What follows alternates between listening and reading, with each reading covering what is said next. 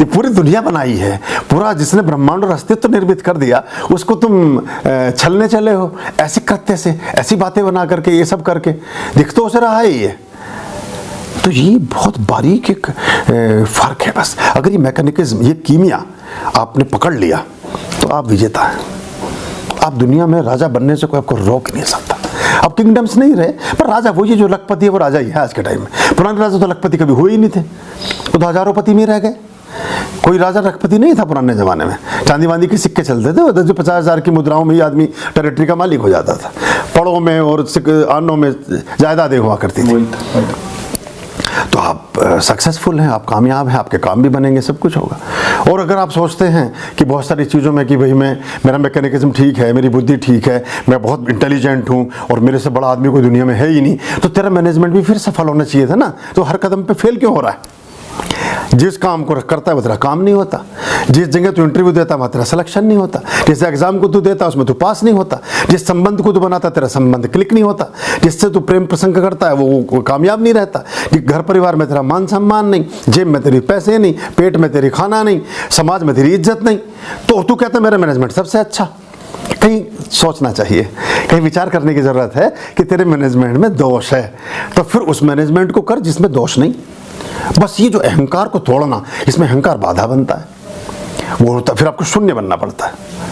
वो जो कबीर कहते हैं ना कि बूंद समाना समुद्र में, फिर आपको बूंद बनना पड़ता है, समुद्र में तभी समा पाओगे आप। अगर आप कंकड़ बन के ना समा पाओगे, तलहटी में जाके बैठ जाओगे। अगर आप पत्थर बने, पत्थर मतलब अहंकार, अगर आप कठोर बने, अगर आप हार्ड बने, तो जैसे कंकड़ को डालोगे नीचे तली में जाके बैठ जाएगा। उसका स्थान तली में है, वहाँ काई लगती है, वहाँ गंदगी होती है, वहाँ दुर्गंध होती है, वहाँ मिट्टी होती है, वहाँ कीचड़ होता है। और अगर बूंद बने, तरल और सरल और आसान और अच्छे, तो समुद्र में ही मिल जाओगे, सब में मिल जाओगे, उसी में घुल मिल जाओगे। अभी ये जो चंद्रयान वाली बात थी, इसमें वो भविष्यवाणी वाली वो परमात्मा ने निकाल दी मुँह से। लाइव में बात हो गई, स्विट्जरलैंड में थे उस समय हम। तो अब एक चौथी पास पंडित जो पुराने समय से सत्यनारायण की कथा करता है या कुछ भी पूजा पाठ कराता है कहीं भी किसी मंदिर में, वो अगर उससे आप षोडशोपचार कराएंगे या उससे अगर आप रंगोली बनवाएंगे, उससे अगर आप दीर्घा बनवाएंगे देवताओं की, तो वो आग्नेय कोण में, दक्षिण और पूर्व के जो कोना है या दक्षिण में जो कोना है, उसमें कलश रखता है जल का भर करके, और उसमें चंद्रमा बनाता है, और वहाँ जो स्थापना करता है वो करता है देवी की, देवी। अभी अमेरिका करोड़ों डॉलर खर्च कर रहा है, भारत भी करोड़ों डॉलर खर्च कर रहा है कि चांद पे पानी कहाँ है ये पता लगाना। अरे वो देख लो, उस पर लिखा हुआ है कि चांद में पानी यहाँ है। वो स्थानीय चांद, वो दक्षिण में ही तो आपको उतरा और वहाँ पानी पानी है। अब वहाँ अभी ये बाद में खोज इनकी होंगी, वहाँ वाइट सोने के बड़े भंडार हैं, वहाँ टाइटेनियम के और वाइट सोना अपार मात्रा में भरा पड़ा है, और बहुत सारे रत्न और बहुत सारी चीज़ें हैं जो आगे भविष्य में लोगों को मिलेंगी और पता चलेगा। तो वहाँ वो कितने लंबे समय से तो वो वहीं विद्यमान है, लेकिन हम वहाँ ये पता नहीं क्यों इतना पैसा खर्च कर रहे हैं, और भारत भी लगा पड़ा उस काम में। और यही पता चल जाएगा उसको तो कि वो उसमें वहाँ जल कहाँ पे है। लेकिन अब सब ठीक है, अब आदमी को भटक के ही पहुँचना है तो कोई उसका रास्ता नहीं। ये विज्ञान की अपनी कुछ परिधियाँ हैं, उस तरह से काम करते हैं लोग, सब है। और सबसे बड़ी बात एक और है, एक और बड़ी मजे की बात है, मैं भी ये बोल रहा हूँ, लेकिन साथ साथ इसमें बहुत बड़ा वर्ग ऐसा होगा जिसके मन में अविश्वास उत्पन्न हो रहा होगा। हाँ, ऐसा कुछ भी नहीं है।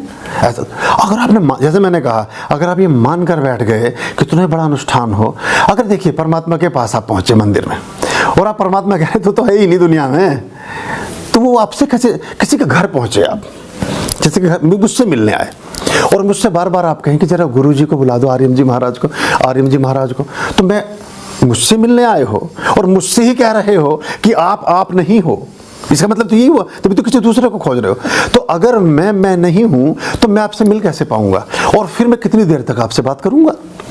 थोड़ी देर बाद मैं कहूंगा उनको बाहर भेजो, भाई किसी से पता नहीं किससे मिलने आए हैं, ऐसा तो यहाँ कोई और है नहीं, और मुझसे आप मिलना चाहते नहीं क्योंकि मुझे आप मान ही रहे कि मैं हूँ। तो जब मुझे आप मान ही नहीं रहे कि मैं हूँ तो मैं आपसे मिल कैसे पाऊंगा, और जब हमारा मिलन ही नहीं हुआ, परिचय ही नहीं हुआ, तो आपके लिए कुछ भी कृत्य कैसे फलीभूत हो सकेगा। हम एक सीढ़ी आगे चल ही ना पाएंगे, एक कदम आगे बढ़ ही ना पाएंगे। तो हम मंदिरों में खड़े हैं लेकिन इस संशय के साथ कि परमात्मा नहीं है, हम काम कर रहे हैं लेकिन सशंकित मन के साथ, संशयात्मा विनश्यति, इस संशय युक्त मन के साथ कर रहे हैं कि इससे कुछ होगा नहीं। तो फिर होगा कैसे? जैसे मैंने उदाहरण दिया कि मुझसे मिलने आए और मुझे मान ही नहीं रहे कि मैं हूं, मतलब तो फिर किससे मिलने आए हो? किससे हो रही है बातचीत? तो फिर वो फिर आदमी बाहर चला जाता है, वो कहता है हाँ तो वो मिले ही नहीं। मंदिरों का यही तो हाल है, मंदिरों की यही तो स्थिति है। और इसलिए परिणाम, क्योंकि वहां आप परमात्मा को देखने ही नहीं गए, परमात्मा से मिलने ही नहीं गए, और आपके मन में गहरे अर्थ में ये बैठा है कि परमात्मा है नहीं। जब वो है ही नहीं और आपके सामने खड़ा है, तो सबका तारतम्य बनेगा कैसे? तादाद में स्थापित हो कैसे पाएगा? कभी भी ना होगा। तो सबसे पहले ऐसे ऐसे लोग जो 5000 साल पहले राधा हुई, 5000 साल बाद मीरा हुई, मीरा नाचते नाचते पा गई, सूली ऊपर सेज पिया की किस विधि मिलना होए, महारानी थी। और उसके बाद वो परमात्मा में विलीन हो गई, उनके देह मिली नहीं किसी को।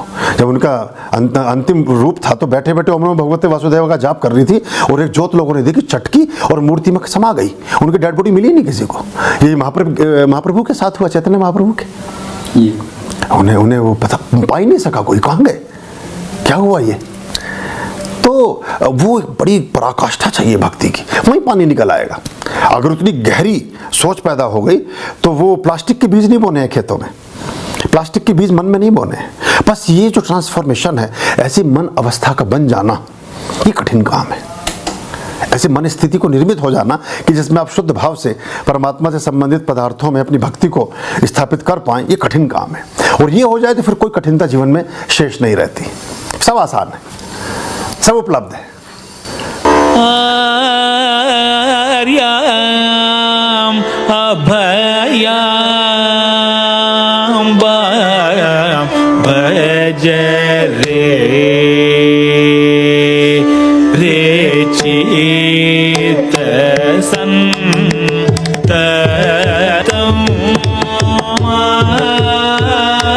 आर्याम अभयाम भज रे